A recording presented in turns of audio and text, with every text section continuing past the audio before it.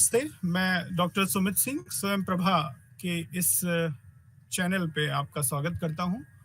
और आज हम लोग इकाई 5 और इकाई 6 का अगले 1 घंटे में अध्ययन करेंगे। इकाई 5 जिसमें संघर्ष समाधान के तरीकों का अध्ययन करेंगे, और दूसरा संघर्ष समाधान में सरकार और नागरिक समाज की भूमिका का भी अध्ययन करेंगे। तो संघर्ष समाधान के तरीकों की चर्चा करने से पहले हम ये समझें कि संघर्ष होता क्या है और किसी भी समाज में संघर्ष की उत्पत्ति के क्या कारण हो सकते हैं या होते हैं। तो आपको ये पता ही है कि जब से मानव समाज एक साथ मिलकर रहने लगा, या जब से मानव समाज का अभ्युदय हुआ, तो हमेशा से संसाधनों की कमी एक महत्वपूर्ण जो है परिघटना रही है उन समाजों में। और संसाधनों की कमी, आवश्यकताओं की अधिकता। तो जब संसाधन, किसी भी तरीके का संसाधन हो, वो सामाजिक संसाधन हो सकते हैं, आर्थिक या किसी भी प्रकार के मूल्य जिनकी एक व्यक्ति को आकांक्षा या आवश्यकता होती है, तो उनमें एक हमेशा आवश्यकता अधिक रहा है और संसाधन कम रहा है। तो इससे मानवीय समाज में हित संघर्ष या मानवीय समाज में एक तरीके के संघर्ष जो है वो हमेशा से व्याप्त रहा है। और संघर्ष के कई स्वरूप हैं। कोई संघर्ष केवल संसाधनों को लेके नहीं है, कई बार पहचान को लेके भी संघर्ष आपको देखने को मिलता है। वो पहचान राष्ट्रीय हो सकता है, वो पहचान जातीय हो सकता है, वो पहचान क्षेत्र का, वर्ग का, आर्थिक, सामाजिक, राजनीतिक, कई तरीके के पहचान हो सकते हैं। और कई बार अपने पहचान को अभिव्यक्त करने के लिए, या कई बार अपने पहचान को मुखर करने के में भी हमें संघर्षों को देखना पड़ता है। तो संघर्ष समाधान को सीखने से पहले, संघर्ष समाधान के बारे में जानने से पहले, हमें कहीं ना कहीं संघर्ष के उत्पत्ति को और संघर्ष के स्वरूप को समझना होगा, संघर्ष के प्रकारों को समझना होगा। आखिर संघर्ष होते कहाँ हैं और संघर्ष को हम समझें कैसे। तो ये समझने के पहले आपको ये समझना होगा कि एक पूरी मानवीय सभ्यता में या पूरे एक विश्व व्यवस्था में कुल कितने प्रकार के हित होते हैं, कुल कितने प्रकार के ऐसे जो है आवश्यकताएं होती हैं, या कुल कितने प्रकार के इस तरीके के वर्ग होते हैं जो आपस में किसी न किसी तरीके से संघर्ष में या किसी न किसी तरीके की हितों को पूरा करने में एक दूसरे से प्रतिस्पर्धा की स्थिति में होते हैं। तो वो अगर हम उन इकाइयों को देखेंगे पूरी विश्व व्यवस्था में, तो वो इकाई कई बार राष्ट्र होते हैं। राष्ट्रों के मध्य हमें संघर्ष देखने को मिलता है। कई बार उन राष्ट्रों में, उनके प्रांतों के मध्य, उनके राज्यों के मध्य संघर्ष देखने को मिलता है। संसाधनों का अक्सर भारत में हम देखते हैं नदी जल बंटवारों के लिए संघर्ष होता है। कई बार एक राज्य में विभिन्न जो है जातीय वर्गों के बीच संघर्ष होता है, विभिन्न धार्मिक समुदायों के मध्य संघर्ष होता है। अक्सर हमें आज़ादी के पहले भी और आज़ादी के बाद भी इस तरीके के सांप्रदायिक संघर्ष देखने को मिले हैं, चाहे वो नोआखली हो, उससे पहले हो, इस तरीके के तमाम संघर्ष, 84 के दंगे हों। तो एक तरीके से आप देखेंगे कि एक सांप्रदायिक संघर्ष, धर्म का संघर्ष भी, या धर्म ना कहें उसे, सेक्ट्स का संघर्ष भी हमें देखने को मिलता है।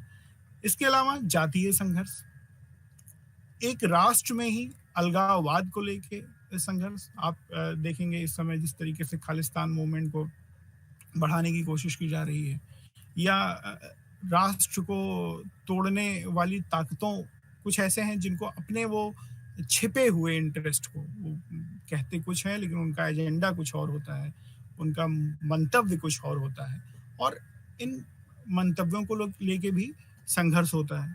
तो संघर्ष की प्रकृति बहुत व्यापक है। संघर्ष कई बार अगर हम पूरी विश्व व्यवस्था से लेके परिवार तक आए, तो आपको कई बार परिवार में भी संघर्ष देखने को मिलेगा। कई बार परिवार में भाइयों के मध्य संघर्ष मिलता है, तो कई बार पति पत्नी के बीच भी संघर्ष मिलता है। तो संघर्ष की प्रकृति बहुत व्यापक है। और चूंकि राजनीति विज्ञान का संबंध या राजनीति विज्ञान का अभ्युदय ही इस संघर्ष को कम करने के लिए हुआ है। पॉलिटिकल साइंस या पीस स्टडीज जो हम लोग शांति अध्ययन कर रहे हैं, तो उसमें मूल जो काम होता है किसी व्यवस्था का, वो ये होता है कि वो संघर्ष को कम करके लोगों में समन्वय को बढ़ावा दे। और किसी भी व्यवस्था का मूलभूत लक्ष्य ये होता है कि वो संघर्ष को कम से कम करे और आपसी समन्वय, शांति, सौहार्द को बढ़ाए, जिससे कोई समाज अपने विकास के लक्ष्यों को प्राप्त कर सके। भारतीय संविधान जब हम आज़ाद हुए, अंग्रेजों से हमें आज़ादी मिली, तो भारतीय संविधान बनने के क्रम में जब उद्देश्य प्रस्ताव 13 दिसंबर 1946 को पारित हुआ, जिसको शॉर्ट फॉर्म में हमने प्रस्तावना के तौर पे रखा, तो उसका लक्ष्य क्या है, हमारे देश का लक्ष्य क्या है, वो हमें प्रस्तावना में देखने को मिलता है।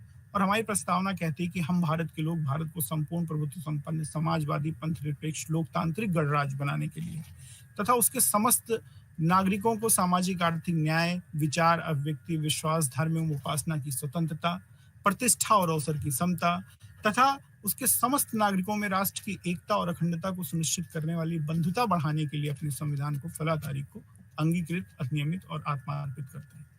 तो मूल लक्ष्य ये है कि किस तरीके से हम एक लोकतांत्रिक गणराज्य बना पाए। और लोकतंत्र का मतलब ये होता है कि तंत्र की परिधि में, तंत्र के केंद्र में, तंत्र के मध्य में लोक हो, लोक इच्छा हो, लोक अभिव्यक्ति हो, लोक की सहभागिता हो। तो ऐसे में कई बार हम देखते हैं कि लोकतांत्रिक सरकारों में भी कई बार लोगों के हितों का प्रतिनिधित्व नहीं हो पाता है, और उस में फिर लोकतंत्र कहीं ना कहीं बेमानी सा हो जाता है। तो हमें संघर्ष के प्रकारों को समझने के लिए ये समझना होगा कि संघर्ष की उत्पत्ति कहाँ से है, उसकी जेनेसिस कहाँ से है, और ये समझना होगा कि संघर्ष के तमाम कारण क्या हैं। क्योंकि संघर्षों का अगर हमें प्रबंधन करना है या संघर्षों का समाधान करना है, तो हमें संघर्षों की प्रकृति के बारे में समझना बहुत ही जरूरी है, और संघर्ष की प्रकृति को समझे के बिना हम उसका प्रबंधन नहीं कर सकते हैं। और संघर्षों को प्रकृति समझने के क्रम में ही हमें संघर्षों के बीच अंतर करना भी, कई बार संघर्ष जो है वो बहुत हिंसक हो जाते हैं, कई बार संघर्ष अहिंसक होते हैं, कई बार संघर्ष जो है छिटपुट जो है घटनाओं में हमें अभिव्यक्त होते नजर आते हैं, कई बार संघर्ष अनमनस्क ढंग से हो जाते हैं, उनके पीछे कोई इस तरीके का उद्देश्य नहीं होता है, लेकिन फिर भी जो है आपस में किसी भी कारण से या जो है ईगो के कारण जो है वो संघर्ष पैदा हो जाता है।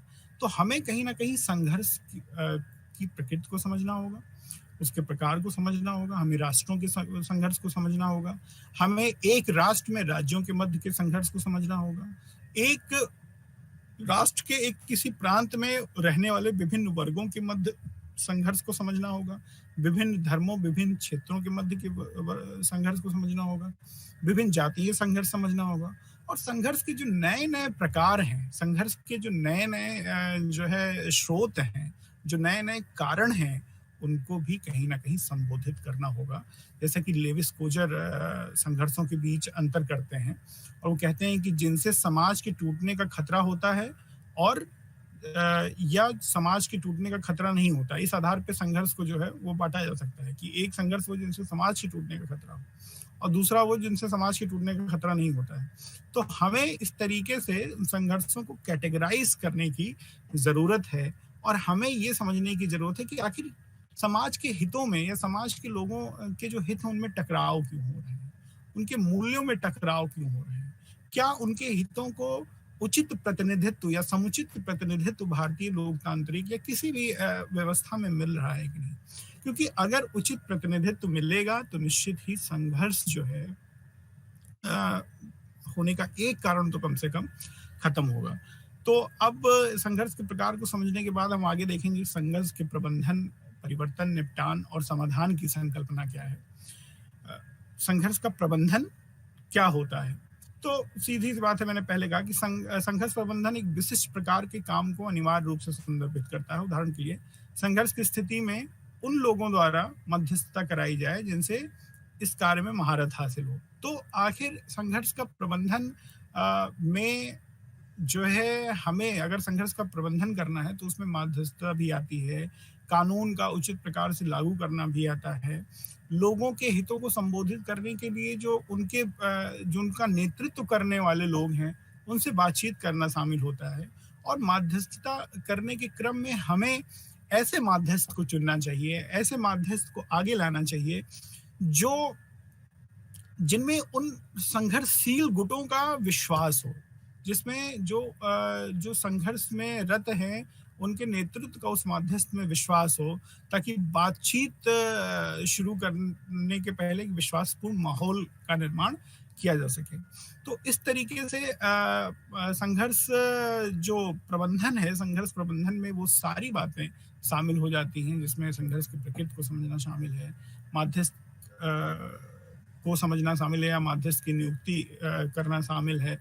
और उसमें कहीं ना कहीं संघर्ष प्रबंधन में जो संघर्षशील लोग हैं, उनके हितों को समझने और उनके हितों को उचित प्रतिनिधित्व करने की भी कराने की भी एक व्यवस्था का भी एक जो है एक लक्ष्य होना चाहिए। उस तरीके की व्यवस्था बनाई जाए जिसमें संघर्ष के कारणों पर प्रहार किया जा सके और एक शांतिपूर्ण, न्यायपूर्ण सामाजिक व्यवस्था का जो है निर्माण किया जा सके। अब अगला जो टॉपिक है वो संघर्ष परिवर्तन का है। तो कई बार हम संघर्ष परिवर्तन का अर्थ यहाँ पे ये है कि कई बार कॉन्फ्लिक्ट बहुत हिंसक हो सकते हैं, तो उनके स्वरूप को परिवर्तित कर दिया जाए, बातचीत के माध्यम से या किसी माध्यम से उस हिंसा को अहिंसक संघर्ष में बदल दिया जाए, अहिंसक संघर्ष को समन्वय में बदल दिया जाए, या उनके बीच एक तरीके से उस संघर्ष को मतलब एक तरीके से प्रोडक्टिव बना दिया जाए, उत्पादक बना दिया जाए। कई बार आपसी संघर्ष को प्रतिस्पर्धा में बदल दीजिए, और प्रतिस्पर्धा इस तरीके को कि एक दूसरे से आगे बढ़ने की वो होड़ भी हो सकती है। तो ये संघर्ष परिवर्तन की संकल्पना है। संघर्ष परिवर्तन के लिए ये आवश्यक है कि हमें रचनात्मक तरीके से जो हानिकारक संघर्ष हैं, उनको कम हानिकारक संघर्ष में बदलने की एक व्यवस्था की जाए। अब संघर्ष निपटान है। संघर्ष निपटान का कॉन्सेप्ट है। संघर्ष निपटान बेसिकली जो विवादित पक्ष हैं, जो आपस में संघर्ष की स्थिति में हैं, उनके बीच आपसी विवाद, आपसी बातचीत को बढ़ाना कहीं ना कहीं संघर्ष निपटान की श्रेणी में आएगा। और संघर्षों के निपटारों में मूल बात ये होती है कि इसमें तीसरा पक्ष नहीं होता है। ये संघर्ष को जो है खुद ही एक ऐसी व्यवस्था बनानी होती है जिसमें बाहरी हस्तक्षेप ना हो और खुद ही संघर्ष को समाप्त किया जाए। हम भारत पाकिस्तान के सिंधु जल बंटवारे या किसी भी प्रकार कश्मीर समस्या के समाधान में देखते हैं, पाकिस्तान लगातार ये कोशिश करता है कि किसी अंतर्राष्ट्रीय मंच पे इस मुद्दे को उठाया जाए और अंतर्राष्ट्रीय इशू इसे बनाया जाए। लेकिन भारत ये चाहता है कि ये इस संघर्ष का जो निपटान हो वो आपसी बातचीत से हो। हम द्विपक्षीय संबंध, द्विपक्षीय तरीके से इस संबंध को जो है, इस समस्या को जो है समाधान करने की कोशिश करें।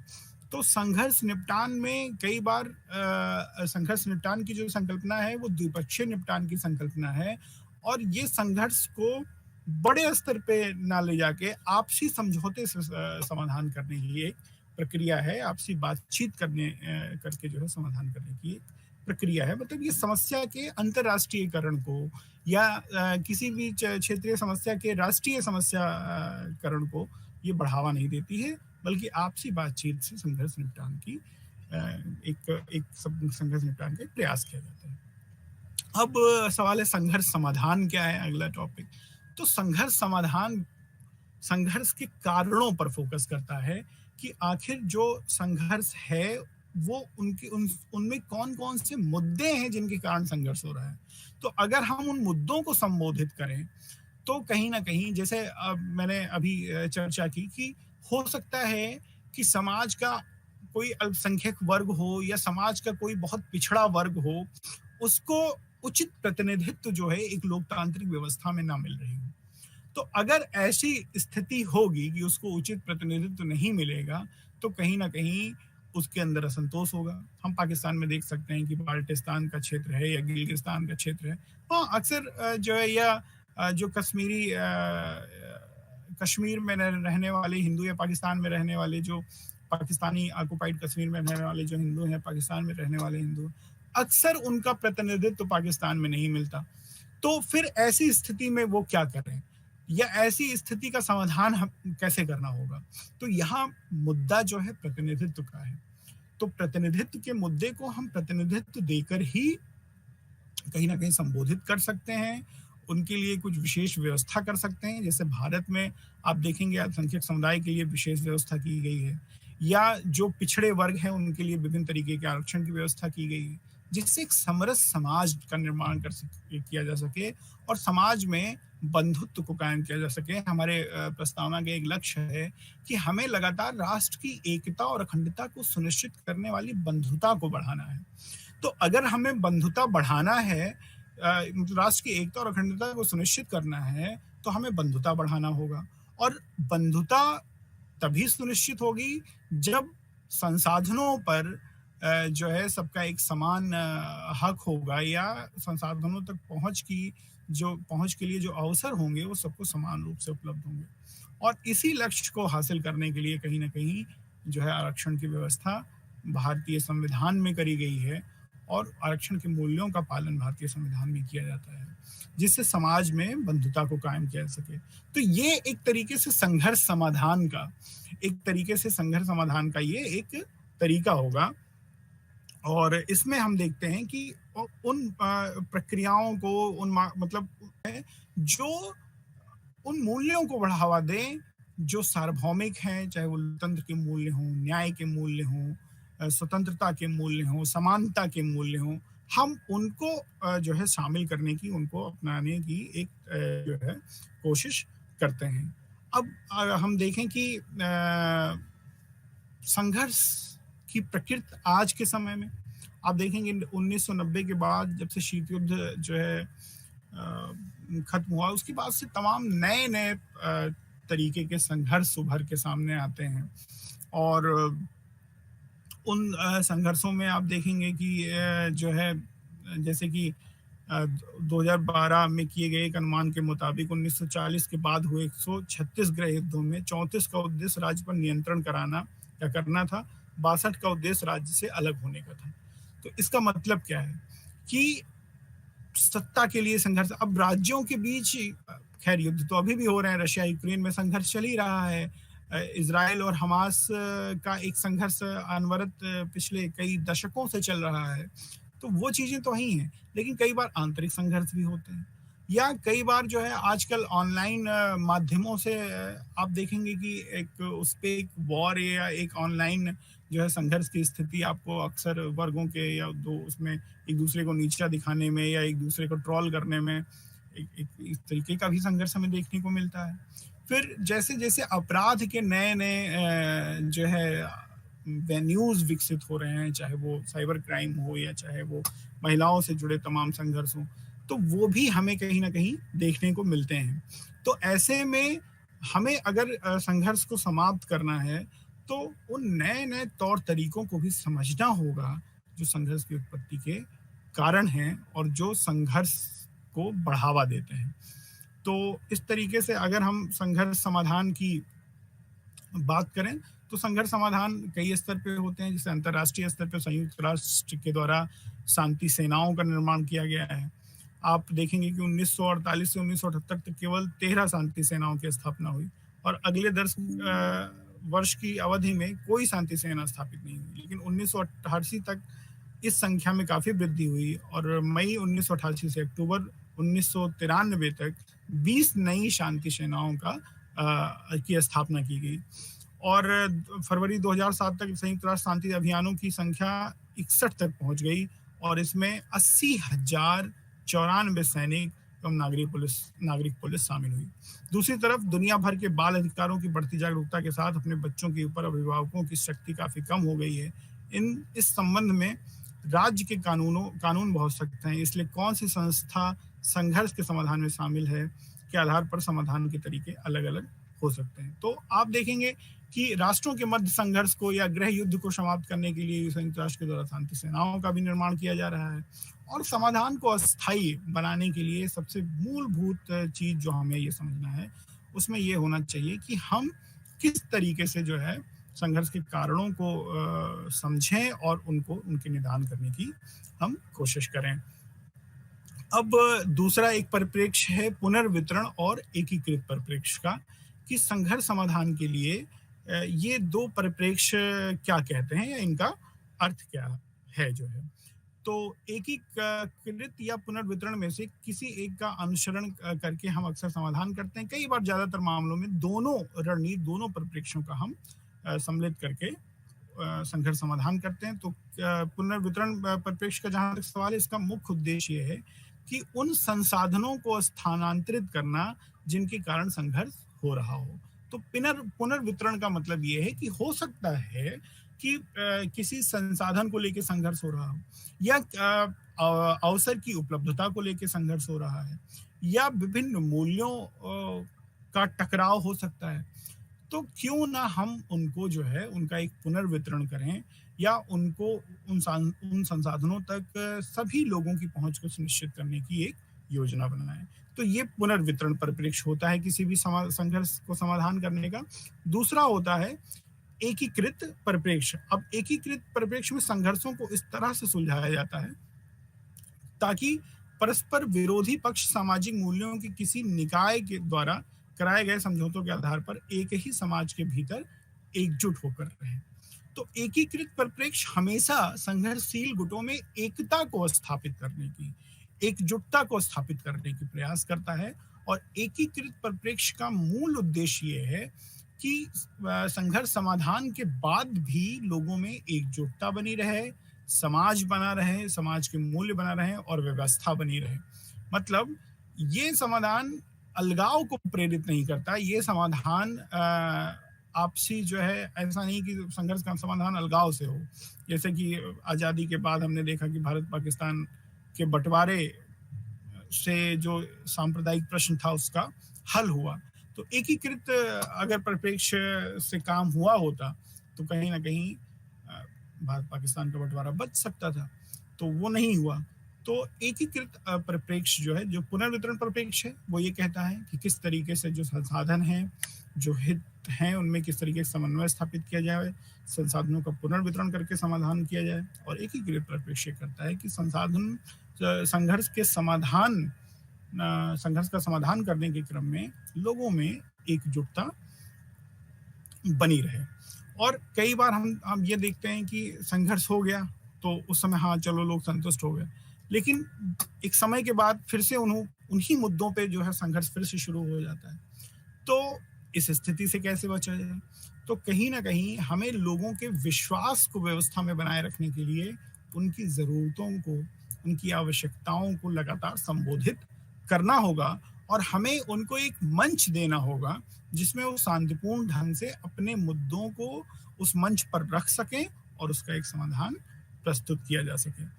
तो और संघर्ष समाधान करने की स्थिति में किसी को दबावपूर्ण संघर्ष समाधान करने के तरीके से बचना चाहिए। हालांकि हमें कई बार जो है दबाव का जो है उपयोग करना पड़ता है, कई बार हम पुलिस से या कई बार तमाम इस तरीके के प्रवर्तन से जो है हम संघर्ष समाधान करते हैं, लेकिन हमें कहीं ना कहीं इस प्रक्रिया से बचना चाहिए, क्योंकि दबाव हटते ही हो सकता है कि संघर्ष फिर से उत्पन्न हो जाए। तो संघर्ष के अस्थायी समाधान की ओर हमें फोकस करना चाहिए। और संघर्ष प्रबंधन में हमेशा ये ध्यान रखना चाहिए कि संघर्ष के कारणों को समाप्त करने की, संघर्ष के कारणों पर फोकस करने की कोशिश करनी चाहिए। अब एक प्रश्न आता है कि आखिर नागरिक समाज की भूमिका संघर्ष समाधान में क्या होता है। तो हम आगे भी इस पे अभी जब अध्याय 6 में आएंगे तो नागरिक समाज की भूमिका की चर्चा हम लोग उसमें करेंगे। तो अभी तक जो 5वीं इकाई हमने देखा, उसमें हमने देखा कि किस तरीके से संघर्ष जो है के विभिन्न प्रकार क्या हो सकते हैं, संघर्ष क्या होते हैं, और संघर्ष समाधान, निपटान और इसके प्रबंधन में क्या अंतर है। एकीकृत परिप्रेक्ष्य क्या है, संघर्ष का पुनर्वितरण परिप्रेक्ष्य क्या है, तो ये हमने देखा। अब हम लोग संघर्ष के समाधान में सरकार और नागरिक समाज की भूमिका का अध्ययन करेंगे। और इस जो इकाई 6 है, इसमें बेसिकली जो हमारा इस पाठ का जो लक्ष्य है या इसका जो उद्देश्य है वो है कि समाज में शांति के रखरखाव में राज्य और सरकार के महत्व को परिभाषित किया जाए। संघर्ष समाधान में सरकार की जिम्मेदारी और उसकी भूमिका को देखा जाए। संघर्ष समाधान में सरकारी संस्थानों और उनकी भूमिका को देखा जाए। संघर्ष समाधान के लिए विभिन्न साधन, विधि और कार्य क्या हो सकते हैं। संघर्ष में राज्य या प्रतिभागियों की भूमिका क्या होती है और उनका उनका हम मूल्यांकन भी इस जो है चैप्टर में हम देखेंगे। तो अगर आप देखें कि राज्य और सरकार तथा संघर्ष जो है में इनकी भूमिका, तो वास्तव में मैंने आपको अभी कुछ देर पहले बताया कि राजनीति का प्रादुर्भाव ही संघर्ष को कम करने के लिए, आपसी समन्वय को बढ़ावा देने के लिए और लोगों में एक परस्पर समन्वय स्थापित करने के लिए जो है राज्य की अस्तित्व में ही आता है। राजनीति का अस्तित्व इस बात में है कि वो कैसे संघर्षशील हितों में समन्वय स्थापित करे, और संघर्षशील हितों में समन्वय स्थापित करने की जो प्रमुख दायित्व होती है वो राज्य और सरकार पर होती है। राज्य और सरकार, अब जानते हैं कि राज्य जो है के मूलभूत 4 तत्व होते हैं। पहला राज्य के तत्व में आता है राज्य की परिभाषित भूगोल या भूभाग। दूसरा आता है उसकी जनसंख्या। तीसरा जो तत्व है राज्य का है वो है सरकार, और चौथा है संप्रभुता। तो वास्तव में यहाँ और सबसे महत्वपूर्ण जो तत्व राज्य का होता है वो संप्रभुता होता है। तो संप्रभुता क्यों जरूरी है? संप्रभुता मतलब ये होता है कि संप्रभुता निवास करता है सरकार में। उसका कारण ये है कि राज्य जब तक संप्रभु नहीं होगा या उसको जो स्टीयर करने वाली जो गवर्नमेंट है, जो सरकार है, वो जब तक संप्रभु नहीं होगी तब तक वो अपने निर्णय नहीं ले पाएगी। संप्रभुता का अर्थ है निर्णय लेने की क्षमता, आंतरिक निर्णय और बाह्य निर्णय, राष्ट्र के अंदर के भी निर्णय लेने की क्षमता और राष्ट्र राज्य के बाहर निर्णय लेने की क्षमता संप्रभुता कहलाती है। तो आखिर जब तक कोई राज्य या सरकार जो कि राज्य के गतिविधियों को आगे बढ़ाती है, सरकार जो होती है जो लोगों के इंटरेस्ट को पूरा करने की जिम्मेदारी जिसके ऊपर होती है, जब तक वो संप्रभु नहीं होगी तब तक वो अपने निर्णय नहीं ले पाएगी। वो हो सकता है अपने परिभाषित भूगोल को भी ना सुरक्षित रख पाए, या हो सकता है जब तक वो संप्रभु ना हो तो वो आंतरिक अपने व्यवस्था को ना जो है चला पाए। तो संप्रभुता कहीं ना कहीं सरकार की या राज्य की ताकत होती है, जो ताकत उसकी सेना, उसकी पुलिस, उसकी अर्थव्यवस्था, उसकी सैन्य क्षमता, उसकी तकनीकी उन्नतता में जो है निहित होती है। टेक्नोलॉजिकल तकनीकी तौर पे हम कितने ज़्यादा उन्नत हैं, आर्थिक रूप से हम कितने मजबूत हैं, राजनीतिक रूप से हम कितने अस्थायी और दृढ़ हैं, ये सारी बातें जो है संप्रभुता के लिए संप्रभुता को मजबूत करने में एक महत्वपूर्ण ये कारक हैं कि जितनी ही उन्नत अर्थव्यवस्था और उन्नत तकनीक होगा, जितनी ही सुदृढ़ राजनीतिक व्यवस्था होगी, जितनी सुदृढ़ सामाजिक आर्थिक व्यवस्था होगी, उतना ही राज्य जो है वो संप्रभु होगा। और वो संप्रभु होने का मतलब ये है कि वो अपने मूल्यों की रक्षा कर पाएगा, वो अपनी व्यवस्था की रक्षा कर पाएगा, वो नागरिकों के जरूरतों को या नागरिकों की आवश्यकताओं को, उनके हितों को पूरा कर पाएगा। तो ऐसे में राज्य और सरकार की वास्तव में सारी भूमिका अगर हम देखें तो मैक्सिमम जो भूमिका होती है संघर्ष के समाधान में वो राज्य और सरकार की ही होती है, क्योंकि वास्तव में एक लोकतांत्रिक व्यवस्था में राज्य और सरकार जो है वो लोगों की आशा के केंद्र होते हैं। क्योंकि राज्य सरकार में कौन जाते हैं? लोगों के प्रतिनिधि जाते हैं, और वही प्रतिनिधि ही सरकार बनाते हैं। तो एक प्रतिनिधियों के ऊपर एक ज़िम्मेदारी होती है कि वो लोक आकांक्षाओं को समझें और लोक आकांक्षाओं के अनुरूप शासन का संचालन करें। तो अब सवाल ये है कि जैसे कोई संघर्ष होता है तो उसमें राज्य किस तरीके से वो काम करता है, और जो भी सार्वजनिक स्तर पर सामूहिक निर्णय लिए जाते हैं, वो किस तरीके से लोक आकांक्षाओं को पूरा करने का काम करते हैं, और क्या उन सामूहिक निर्णय में लोक आकांक्षाओं के या लोक हित के सारे विषय शामिल होते हैं या नहीं होते हैं। अगर शामिल होते हैं तो निश्चित रूप से संघर्ष कम से कम होगा, और नहीं होते हैं तो कहीं ना कहीं आप देखेंगे कि उसमें एक कॉन्फ्लिक्ट का, एक संघर्ष की स्थिति जो है वो होगी। तो राज्य में अगर हम देखें कि औपचारिक और संस्थागत प्रक्रियाओं के संदर्भ में अगर हम देखें, तो सरकार मूलतः जो है, सरकार का जो मूल काम है वो है कानून बनाना, कानून को लागू करना और उनका एक मूल्यांकन करना, या कानून सही ढंग से लागू हो रहा है कि नहीं हो रहा है, संविधान के अनुरूप शासन चल रहा है कि नहीं चल रहा है, ये भी देखना जो है वो सरकार का ही काम होता है। तो सरकार अपने 3 अंगों के माध्यम से ये बोलता 3 काम करती है। एक है व्यवस्थापिका, हम भारत में संसद को देख सकते हैं। संसद का काम ये होता है कि लोग आकांक्षाओं और अपेक्षाओं के अनुरूप वो कानून बनाए, लोगों की जरूरतों को संबोधित करने वाला कानून बनाए, लोगों की आवश्यकताओं को पूरा करने वाला कानून बनाए, और ऐसा कानून बनाए जो जिससे लोग, जिसमें लोगों का सरोकार हो, जिसमें लोगों की जरूरतों को, उनकी आकांक्षाओं को पूरा किया जा सके। तो एक तो सरकार का पहला अंग है जो व्यवस्थापिका है, जो इस तरीके कानून बनाने का कार्य करती है। दूसरी कानून लागू करना, जो कार्यपालिका का काम होता है, जिसको आम भाषा में हम सरकार कहते हैं। क्योंकि मूल काम जो है कानून को जिस भाव में कानून बनाया गया है, उस भाव में कानून को अगर लागू किया जाए तो कहीं ना कहीं हम संघर्ष को समाधान कर सकते हैं, कोई संघर्ष उत्पन्न ही ना हो। और तमाम कानूनों की, जैसे अभी हमने महिलाओं को 33% संविधान संशोधन के द्वारा 33% आरक्षण लोकसभा और विभिन्न विधानसभाओं में दिया, तो अब कहीं ना कहीं महिलाओं को आगे आने देने के लिए, महिलाओं की भूमिका को, महिलाओं को समाज का प्रतिनिधित्व देने के लिए, सरकार में महिलाओं की भूमिका को स्पष्ट करने के लिए हमें ये काम करना पड़ा। क्योंकि 75 वर्षों में हमने देखा कि आधी आबादी का प्रतिनिधित्व राजनीति में या समाज के प्रमुख जो है, जहां निर्णय, सार्वजनिक निर्णय किए जाते हैं, ऐसे संस्थानों में नहीं था, या अर्थव्यवस्था के उन प्रमुख संसाधनों में, संस्थाओं में नहीं था, जहां पे उनकी एक महत्वपूर्ण सहभागिता हो, उनका एक महत्वपूर्ण प्रतिभागिता हो।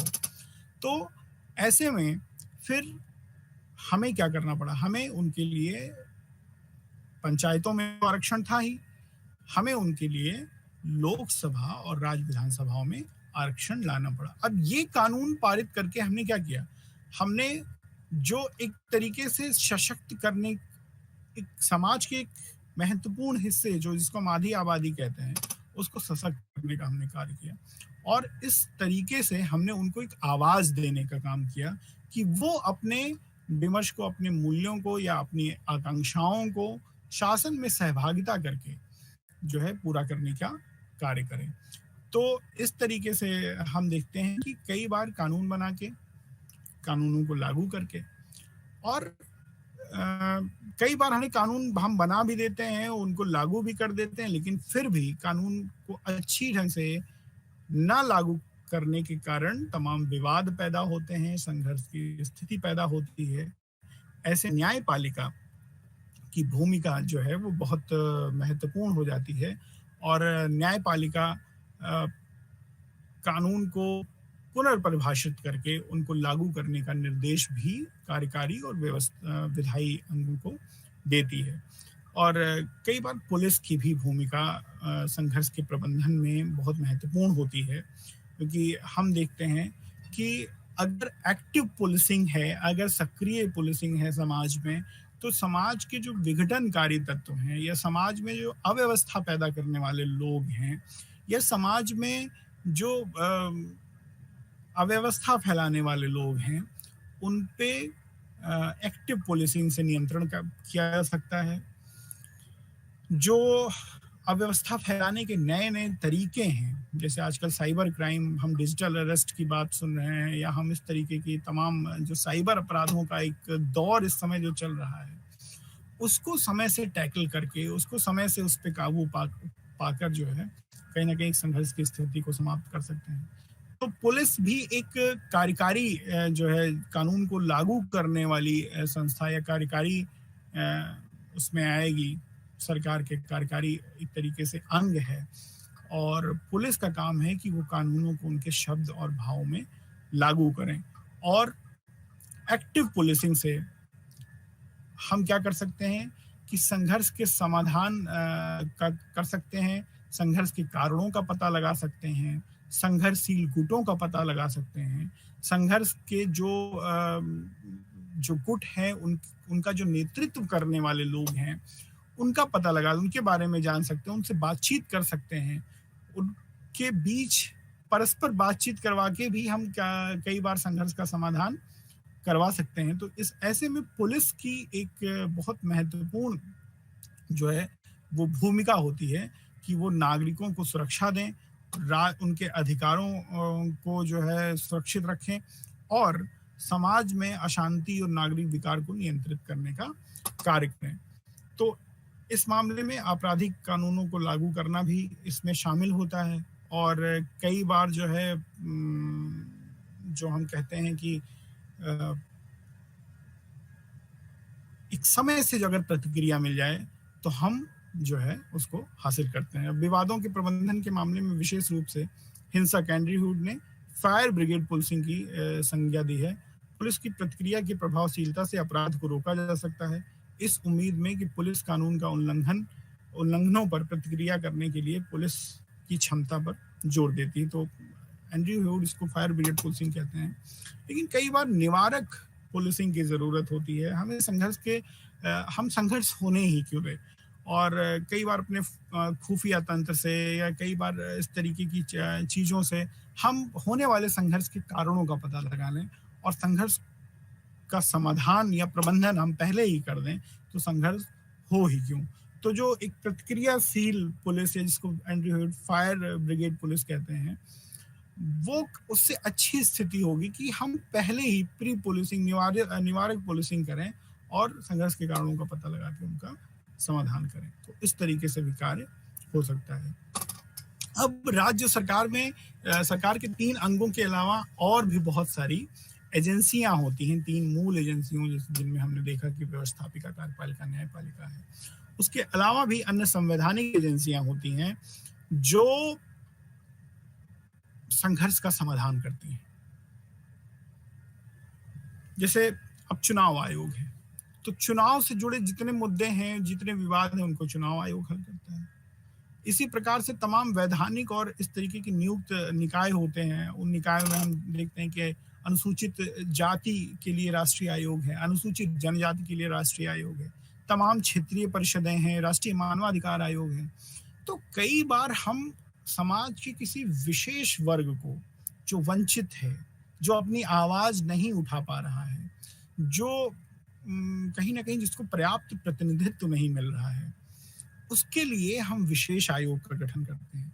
और उस आयोग की जिम्मेदारी होती है कि वो विशेष जो वंचित, वो खास जो वंचित वर्ग है, वो महिला भी हो सकती है, वो SC ST हो सकता है, वो दलित हो सकता है, या समाज का ऐसा कोई पिछड़ा वर्ग भी हो सकता है जो कहीं ना कहीं समाज की मुख्य धारा से, समाज की आर्थिक व्यवस्था से, सामाजिक व्यवस्था से, राजनीतिक व्यवस्था से पीछे छूट गया हो।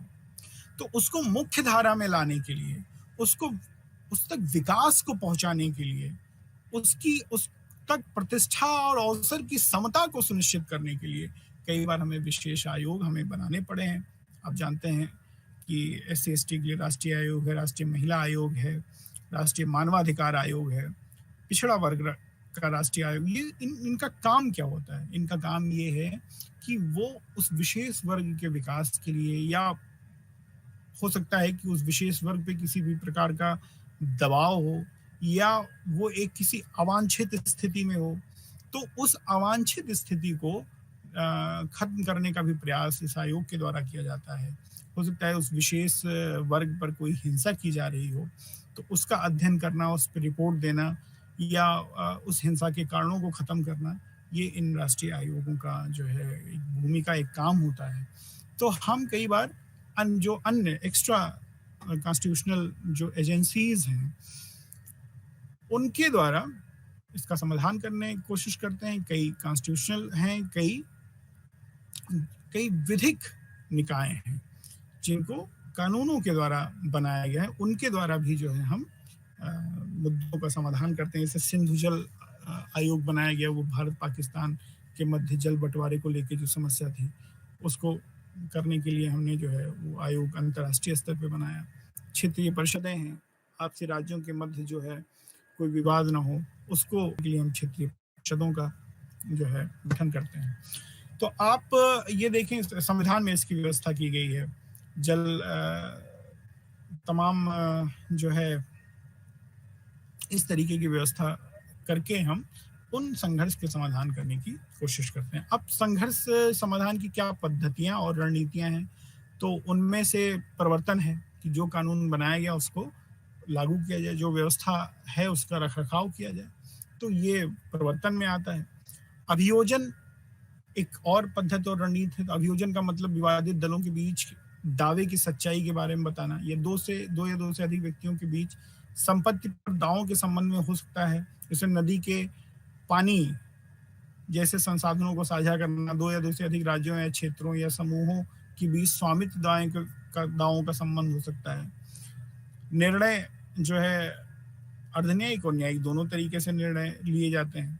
कई बार जब समाज की जब राज्य या सरकार की कार्यकारी संस्था के द्वारा निर्णय किया जाए तो उसको हम अर्धन्यायिक निर्णय कहते हैं। और कई बार जब वो न्यायिक प्रक्रिया से होकर वो निर्णय लिया जाता है, दो पक्षों के बीच समाधान करने की कोशिश की जाती है, तो न्यायिक निर्णय कहलाता है। तो इस तमाम जो ट्रिब्यूनल्स होते हैं, जैसे प्रशासनिक ट्रिब्यूनल है या तमाम ये जो है जल के बंटवारे के लिए जो ट्रिब्यूनल बनाया गया है, तो ये सब अर्धन्यायिक संस्थाएं हैं, अर्धन्यायिक निर्णय देती हैं। इनका काम प्रशासन करने का भी होता है और इनका काम निर्णय करना भी होता है। कई बार ये किसी संघर्ष को पहले ही समाप्त करने की कोशिश करती हैं प्रशासन के माध्यम से, और अगर कोई संघर्ष हो ही जाता है, कोई विवाद, कोई टकराव हो ही जाता है, तो उनका निर्णय भी करती है। इनका निर्णय भी न्यायालय के निर्णय की तरह मान्य होता है। तो ये एक है अभियोजन का। फिर मध्यस्थता परिवर्तन का एक होता है, अभी हमने चर्चा करी है इसके बारे में। फिर निवारण होता है कि आखिर निवारण में जो भी सांप्रदायिक संघर्ष, सामाजिक संघर्ष या जो भेदभाव की स्थिति है वो क्यों है, और क्या उस सामाजिक जो संघर्ष है उनके जो हितधारक हैं उन हितधारकों की मांगों को पूरा किया जा रहा है कि नहीं किया जा रहा है। तो इस तरीके से जो निवारण है, निवारण में हम देखते हैं कि संघर्ष के कारणों का पता लगा के, संघर्ष की स्थिति का पता लगा के उनका समाधान करने की कोशिश करते हैं। निवारण में कई बार संघर्ष होने के बाद हम तमाम पद्धतियों का प्रयोग करते हैं और कई बार हम पहले ही निवारण का कार्य कर सकते हैं। तो इस तरीके से हमने देखा कि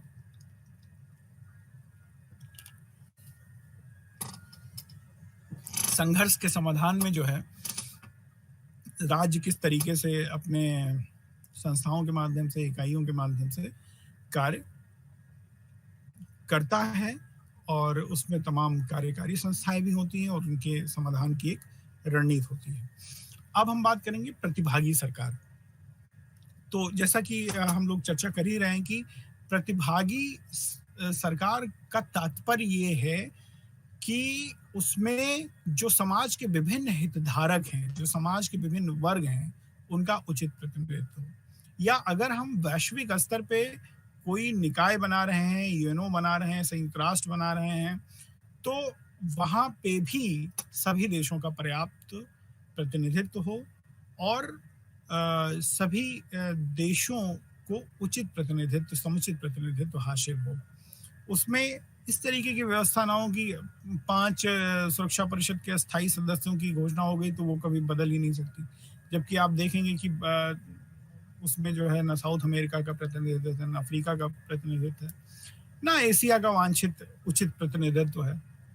तो ऐसे में फिर उस संयुक्त राष्ट्र के क्रेडिबिलिटी पर प्रश्न चिन्ह उठेगा, या संयुक्त राष्ट्र के जो है वैधानिकता पे, उसकी वैधता पर प्रश्न उठेगा कि जब उचित प्रतिनिधित्व नहीं है तो आप से हम समाधान की क्या अपेक्षा कर सकते हैं। तो वास्तव में प्रतिभागी सरकार से यह अपेक्षा होती है कि वह निष्पक्ष रूप से काम करे और इसमें सबकी भागीदारी हो। प्रतिभागी सरकार का जो लक्ष्य है वो ये है कि अगर हम किसी सरकार में सभी क्षेत्र, सभी वर्ग, सभी व्यवसाय, सभी भाषा भाषी, सभी जाति, सभी लिंग, मतलब तमाम इन सभी धर्म, सभी पंथ का अगर हम प्रतिनिधित्व तो उस सरकार में करा पाएंगे तो संघर्ष की स्थिति जो है स्वतः ही समाप्त होती नजर आएगी, क्योंकि फिर एक समन्वय से निर्णय लेने का हमेशा जो है वो प्रयास किया जा सकेगा। अब सवाल ये है कि संघर्ष समाधान में नागरिक समाज की भूमिका क्या हो सकती है और नागरिक समाज की अवधारणा क्या है। तो नागरिक समाज मूलतः जो है एक ऐसी सोसाइटी होती है जो अपने हित के लिए काम नहीं करती है, और ये सोसाइटी, ये निकाय या ये लोगों का समूह जो है होता है वो राज्य से अलग होता है और किसी व्यापारिक लाभ या किसी व्यावसायिक लाभ के लिए काम नहीं करता है। तो वो सभी जो है एसोसिएशन या वो सभी मानव समूह जो है नागरिक समाज में आएंगे जो राज्य से अलग हो, और दूसरे जिनका कोई व्यापारिक लाभ नहीं होता है, जो किसी व्यापारिक मोटिव से या किसी आर्थिक लाभ के मोटिव से काम नहीं करते हैं। तो ऐसे सभी वर्ग नागरिक समाज कहलाते हैं। और किसी भी लोकतांत्रिक समाज में या लोकतांत्रिक राज्य में नागरिक समाज की भूमिका बहुत महत्वपूर्ण होती है, क्योंकि नागरिक समाज ही लोक आकांक्षाओं से सरकार का जो है वो परिचय कराता है। और किसी भी लोकतांत्रिक सरकार के लिए बहुत जरूरी होता है कि वो नागरिक समाज की भूमिका को शासन में तय करें। उसके लिए एक माहौल बनाए कि नागरिक समाज जो है वो संघर्ष समाधान में या लोक आकांक्षाओं को अभिव्यक्त करने में एक अपनी महत्वपूर्ण भूमिका निभाए। तो इसीलिए किसी भी लोकतांत्रिक समाज में नागरिक समाज एक बहुत महत्वपूर्ण जो है एक लोगों का समूह होता है या एक जो है निकाय होता है जो समाज में एक तरीके से वॉच डॉग का काम करता है या निगरानी का काम करता है, जो लोक आकांक्षाओं को सरकार तक पहुंचाने का काम करता है। और ये लोगों के मध्य और सरकार के मध्य एक तरीके से पुल का काम करता है या एक माध्यम का काम करता है, जिससे लोगों की जरूरतों को, उनके हितों को सरकार तक पहुंचाया जाए और सरकार के चीजों को, सरकार के कार्यों को, सरकार की व्यवस्थाओं को, सरकार के उन जो है योजनाओं और गतिविधियों का लाभ या गतिविधियों में के लाभ को जनता तक पहुंचाने का काम करता है। तो नागरिक समाज जो है एक बहुत ही महत्वपूर्ण घटक होता है, महत्वपूर्ण जो है निकाय होता है एक लोकतांत्रिक देश में। अपनी लचीली, बहुआयामी और गैर कठोर संरचना के कारण नागरिक समाज में तेजी से वैश्विक परिवर्तनों के अनुकूल होने की भी क्षमता होती है। तो अगर हम देखें सवरवाल जी के मुताबिक नागरिक समाज की व्याख्या एक ऐसे सामाजिक दायरे के रूप में की गई है जिनमें निम्नलिखित गुण मौजूद होते हैं। तो क्या क्या है? पहला, सामाजिक दायरे में तर्क और ज्ञान के आधार पर फैसले और पसंद तय होते हैं। नागरिक समाज का दूसरा गुण यह है कि सदस्यों को धर्म, जाति, लिंग की भावना से प्रभावित हुए बगैर खुले तौर पर एक दूसरे के साथ संबंध रखना होता है नागरिक समाज में। तीसरा गुण यह है कि फैसले और पसंद तय करने के क्रम में नागरिक समाज के दायरे को किसी अवांछित दबाव से मुक्त रखना, मतलब मुक्त होती है वो। तो कोई भी नागरिक समाज में हमेशा तर्क और नॉलेज से फैसले होते हैं, उसमें होना चाहिए, होता है। ये एक गुण होता है। नागरिक समाज में वो किसी दबाव में आके काम नहीं करता है और हमेशा जाति, धर्म या पंथ और लिंग से ऊपर उठकर कार्य करता है। तो नागरिक समाज के उपरोक्त गुण एक दूसरे से जुड़े हुए हैं और ऐसे में सामाजिक दायरे का बोध कराते हैं, जो कि सामाजिक मूल्यों के प्रति प्रतिबद्ध होते हैं। इनमें सब स्वतंत्रता, समानता और न्याय की भावना से एक दूसरे से जुड़े होते हैं और परस्पर मानवीय भलाई, लोक कल्याण के लिए ये काम करते हैं। तो इस तरीके से हम नागरिक समाज को समझ सकते हैं। कैस्टल्स ने 2008 में एक विचार दिया, उसमें उन्होंने कहा कि राज्य और नागरिक समाज के बीच का रिश्ता लोकतंत्र का आधार स्तंभ है, क्योंकि एक ऐसी प्रभावी नागरिक समाज के बगैर राज्य मूल मुद्दे से भटक जाता है और यह संबंध विविध विचारों और परस्पर विरोधी हितों पर आयोजित नागरिक बहसों को आकार देता है, इन्हें प्रभावित करता है। तो हमने पहले ही कहा है कि एक पुल का काम करता है जो सरकार, और एक दबाव का भी काम करता है सरकार पर, सरकार को लोक आकांक्षाओं से परिचित कराता है। तो इस तरीके से हम नागरिक समाज को लोकतंत्र का एक महत्वपूर्ण आधार स्तंभ हम कह सकते हैं। तो अब सवाल ये कि नागरिक समाज की संघर्ष समाधान में क्या भूमिका हो सकती है। तो वास्तव में नागरिक समाज का संघर्ष समाधान में बहुत ही महत्वपूर्ण भूमिका इस कारण है क्योंकि नागरिक समाज ही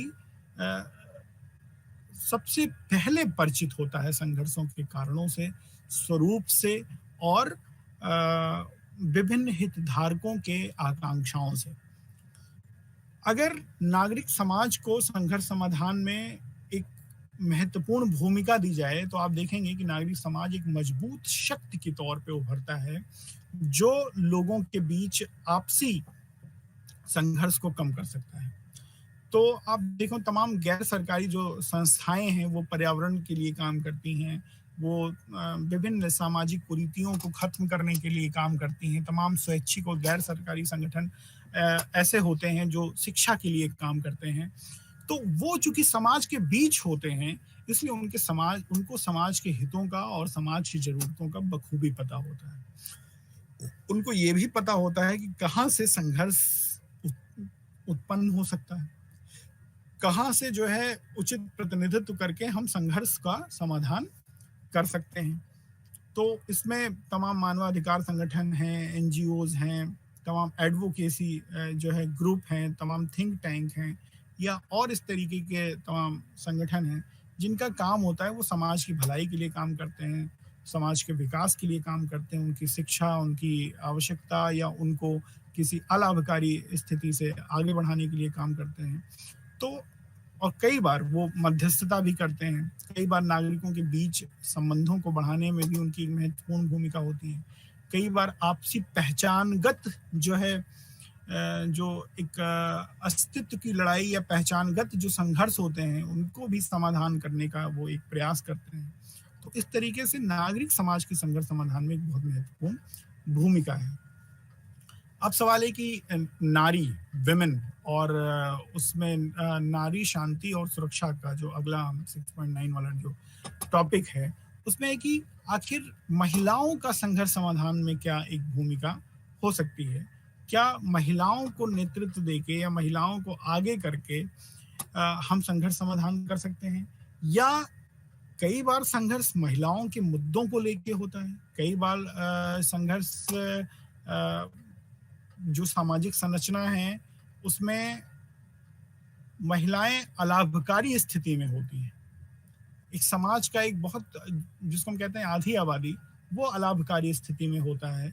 तो क्या हम ऐसी कोई व्यवस्था बना सकते हैं कि उनके ऊपर जो हो रही हिंसा है उनको कम कर सकें या उनके मुद्दों, उनके मूल्यों को हम आगे बढ़ा सकें। तो आपने देखा कि भारत में इस तरीके के प्रयास शुरू हो चुके हैं, उनको प्रतिनिधित्व देने की जो बात है वहाँ से ये काम आगे बढ़ाया जा रहा है और तमाम उनकी सुरक्षा उपाय जो है, चाहे वो घरेलू हिंसा से जुड़े अधिनियम हो या तमाम इस तरीके की कानूनी और वो करके महिलाओं को जो है वो सुरक्षा देने का प्रयास किया जा रहा है। और हम जानते हैं कि जब तक महिलाएं सुरक्षित नहीं होगी तो कोई समाज सुरक्षित नहीं हो सकता है, क्योंकि महिलाएं ही समाज निर्माण की महत्वपूर्ण आधार स्तंभ होंगी। और जब महिलाएं भयाक्रांत होंगी, महिलाएं डरी होंगी, तो जो आगे आने वाली पीढ़ी है उसमें भी आत्मविश्वास की कमी होगी। तो इसलिए किसी भी समाज को अगर सुरक्षित रखना है या शांतिपूर्ण ढंग से आगे बढ़ाना है या विकास के नए नए आयामों को, लक्ष्यों को प्राप्त करना है, तो उसमें महिलाओं के प्रति होने वाली जो भी मानसिक मानसिक, वाचिक और कार्मिक जो हिंसा है उसको कहीं ना कहीं हमें कम करना होगा। और महिलाओं को आगे बढ़ाने के लिए उनको न सिर्फ राजनीति में बल्कि अर्थव्यवस्था में या समाज के विभिन्न निर्णय, जहां सार्वजनिक निर्णय लिए जाते हैं, उनमें उनकी भूमिका को बढ़ाना होगा। और इस तरीके से हम देखते हैं कि ये चुनौती न सिर्फ किसी देश की है बल्कि वैश्विक स्तर पर महिलाओं की भागीदारी को बढ़ाने के लिए निरंतर प्रयास किए जा रहे हैं। अब इसमें जल्दी से हम लोग पत्रकारिता की जो है एक भूमिका हम समझें कि वास्तव में नागरिक पत्रकारिता के द्वारा किस तरीके से जो है संघर्ष को कम किया जा सकता है, उसके क्या क्या जो है क्या भूमिका हो सकती है। तो सबसे महत्वपूर्ण बात यह है कि मीडिया की एक बहुत महत्वपूर्ण भूमिका होती है कि वो मुद्दों, संघर्ष के जो मुद्दे हैं उनको जनसामान्य तक सही ढंग से जो है प्रेषित करे। कई बार मुद्दों को इस तरीके से प्रेषित करे कि उससे जनता में आक्रोश ना पनपे या जनता में भय ना पनपे, क्योंकि भय और आक्रोश ही या असंतोष ही कहीं ना कहीं जो है वो संघर्ष के कारण होते हैं। तो मीडिया की एक बहुत महत्वपूर्ण भूमिका होती है कि वो संघर्ष को कम कर दे या संघर्ष को उसके विभिन्न कारकों को इस तरीके से प्रस्तुत करे कि लोगों में जो है वो एक तरीके से व्यवस्था के प्रति विश्वास बना रहे, वो भयाक्रांत ना हो, वो आक्रोशित ना हो, उनमें असंतोष ना पनपे। तो मीडिया जो है वो एक संवाद का जरिया हो सकती है, मीडिया शिक्षण कर सकती है, मीडिया आपसी विश्वास बहाली में बहुत महत्वपूर्ण भूमिका हो सकती है मीडिया की, गलत धारणाओं को सही करने में मीडिया की भूमिका हो सकती है, वो मानवता का प्रयास कर सकती है अपने माध्यम से, क्योंकि आप जानते हैं मीडिया को चौथा स्तंभ कहा गया है लोकतंत्र का। तो ऐसे में जो है जो चौथा स्तंभ है उसकी बहुत महत्वपूर्ण भूमिका होती है, क्योंकि वो लोगों की ओपिनियन बना सकती है, वो लोगों में सही बात को आगे रख के आपसी जो है संघर्ष को कम कर सकती है, मानवीयता का प्रयास कर सकती है, अंतर्निहित हितों की पहचान कराने में भी उसकी महत्वपूर्ण भूमिका हो सकती है, भावनात्मक अभिव्यक्ति, संघर्ष का निवारण, अपनी साख बचाना, सहमति तैयार करना, समाधान तैयार करना और परस्पर शक्ति संतुलन को समाज में बढ़ावा देने में एक जिम्मेदार पत्रकारिता की बहुत महत्वपूर्ण भूमिका होती है। पत्रकारों को सभी दृष्टिकोणों की तलाश करनी चाहिए, उन्हें सिर्फ एक पक्ष की शिकायतों को नहीं दोहराना चाहिए। पत्रकारों को इसकी जांच करनी चाहिए कि संघर्ष में शामिल सभी पक्षों की मंशा क्या है, उनके पीछे हटने, समझौता करने और आगे बढ़ने की संभावना क्या है। पत्रकारों की इन संभावना के बारे में भी लिखना चाहिए। और हमें कहीं ना कहीं इस पत्रकारिता के साथ जो है गांधी जी की रणनीति पे फोकस करना चाहिए। गांधी जी का ये मानना था कि हमेशा हमें अहिंसक समाधान की ओर बढ़ना चाहिए, परस्पर विश्वास के साथ हमें आगे बढ़ना चाहिए, और वो राज्य की भूमिका को संघर्ष के समाधान में हमेशा मानते थे कि वो कम से कम होनी चाहिए। और गांधी जी केवल विचार के स्तर पे नहीं, वो अपने व्यक्तित्व के माध्यम से, अपनी रणनीतियों के माध्यम से, अहिंसा की रणनीतियों के माध्यम से उन्होंने कई बार जो है देश में सांप्रदायिक जो संघर्ष हुए उनको समाधान करने का प्रयास किया और सफल समाधान किया उन्होंने। तो गांधी जी की जो शिक्षा है, जो उनका संदेश है कि वो मानते थे कि सभी आत्मा के स्तर पे जो है सभी जो है वो एक होते हैं, सभी अच्छे होते हैं, विवेकशील होते हैं। तो हमें साध्य और साधन में एकता स्थापित करके जो है वो संघर्ष को कम से कम करना चाहिए और शांति और विकास को सुनिश्चित करना चाहिए। तो गांधीवादी रणनीति से भी हम जो है संघर्ष समाधान को के लक्ष्य को वो प्राप्त कर सकते हैं, जिसमें परस्पर विश्वास बहाली और एक दूसरे के मूल्यों का सम्मान करना और इस तरीके की तमाम गतिविधि वो शामिल होती है।